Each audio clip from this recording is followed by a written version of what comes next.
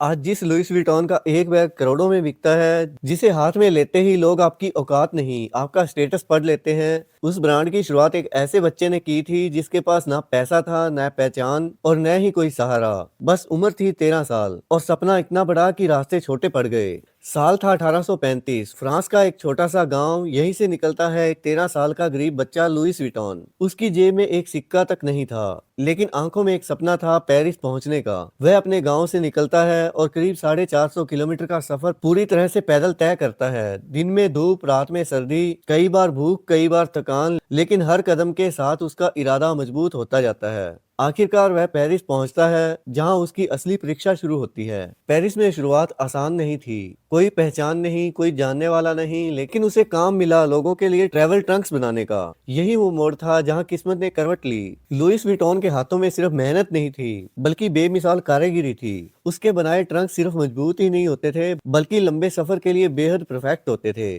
धीरे धीरे उसकी कला की चर्चा पूरे पेरिस में होने लगी और बात आखिरकार फ्रांस की महारानी तक पहुंच गई। महारानी उसकी कारीगरी से इतनी प्रभावित हुई कि उन्होंने लुइस विटॉन को बना दिया official trunk maker of France. यहीं से जन्म हुआ उस नाम का जो आगे चलकर लग्जरी की दुनिया का सबसे बड़ा ब्रांड बनने वाला था, लुइस विटॉन। लेकिन लुइस विटॉन का असली जादू सिर्फ उसके नाम में नहीं था, बल्कि उसके बैग्स बनाने की प्रक्रिया में छुपा था। लुइस विटॉन का हर बैग एक बेहद सख्त और परफेक्ट प्रोसेस से गुजरता है। इसकी शुरुआत होती है प्रीमियम लेदर सिलेक्शन से। चाओहाइड, एपी लेदर और आइकॉनिक मोनोग्राम कैनवास जैसे मटेरियल को चुना जाता है। हर लेदर पर हीट टेस्ट, स्ट्रेच टेस्ट और ड्यूरेबिलिटी टेस्ट किए जाते हैं। अगर 1% भी कमी मिलती है तो वह लेदर तुरंत रिजेक्ट कर दिया जाता है। इसके बाद आता है हैंड कटिंग। यहाँ किसी मशीन या लेदर का इस्तेमाल नहीं होता, सिर्फ अनुभवी आर्टिजन के हाथ और बेहद शार्प टूल्स। हर कट को मिलीमीटर तक परफेक्ट होना होता है, क्योंकि जरा सी गलती पूरा पीस खराब कर देती है। इसके बाद बैग के किनारों पर की जाती है एज पेंटिंग।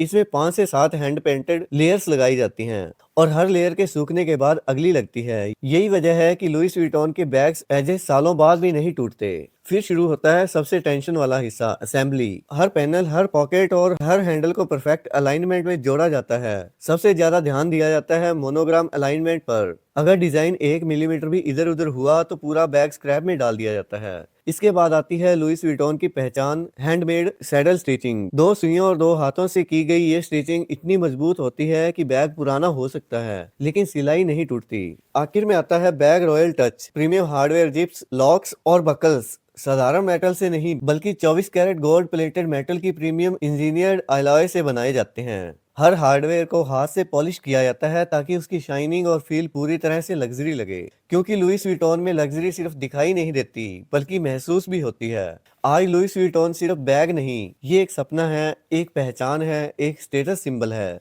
और सबसे हैरानी की बात यह है कि जिस ब्रांड का एक बैग आज करोड़ों में बिकता है, उसकी शुरुआत सिर्फ एक 13 साल के बच्चे ने की थी, जो 450 किलोमीटर पैदल चलकर पेरिस पहुंचा था। यही फर्क होता है एक आम इंसान और एक लीजेंड में।